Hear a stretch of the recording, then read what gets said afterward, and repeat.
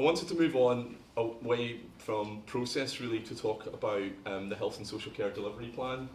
I think one of the starting positions for us is we're starting to recognise now that actually there are emerging new operating models in Scotland in terms of how health and social care are being delivered, and I think the health and social care delivery plan at a very strategic level sets those out in relation to prevention,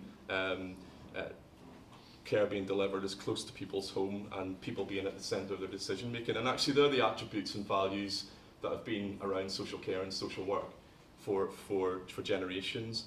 And I think social services workers are well positioned to support the ambitions of this delivery plan and actually address some of the recruitment and retention issues and workforce planning issues for the future.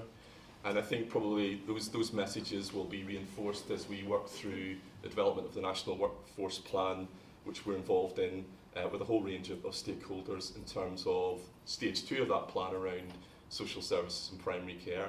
And what we're finding is new models are emerging across Scotland where you'll not be surprised to hear through IJB boards, staff are being positioned within integrated teams and integrated operating models. And I'm going to talk a wee bit about Birdsong and other models in relation to how that's being delivered in communities.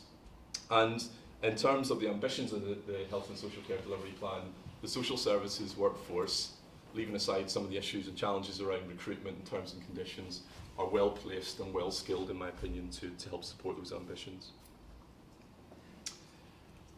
Okay, so I'm going to talk a wee bit about workforce Birdsong very quickly. So in terms of examples of new emerging models that I've talked about, this is one where across Scotland we're working with Scottish Government and a whole range of other partners around testing a new community-based model, which some of you in the room may be familiar with.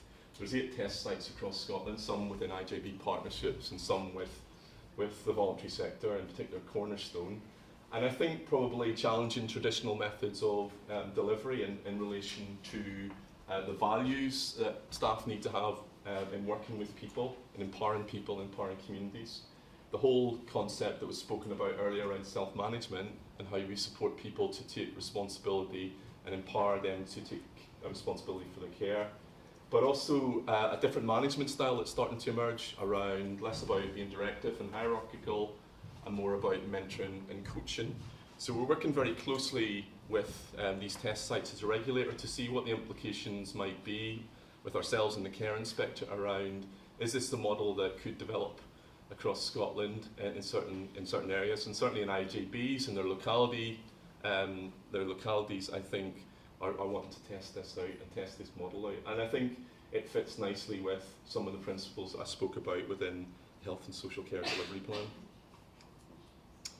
And that slide really just re-emphasises the changing principles and nature of new operating models that are coming through now through health and social care integration partnerships. The other area I was going to mention was that we're noticing in terms as being a regulator that's starting to emerge as joint teams around intermediate care. It seems to be a growing industry. New models are that focus on rehabilitation and helping people out of hospital, stopping people going into hospital. These are not new concepts, but what we're now starting to see is that teams are being organised within partnerships around using that total workforce, if you like, within integrated boards as opposed to their social services staff, their nursing staff, their occupational therapists. So we're keeping a really close eye on that and what the implications of that in terms for us as a regulator might be. And I think the challenge for us as regulators, as these new models start to emerge, is how do we respond to that in terms of being more agile to reflect the changing models of care. And within the context of these new models, I just want to mention a few things about learning in particular that has come out of these.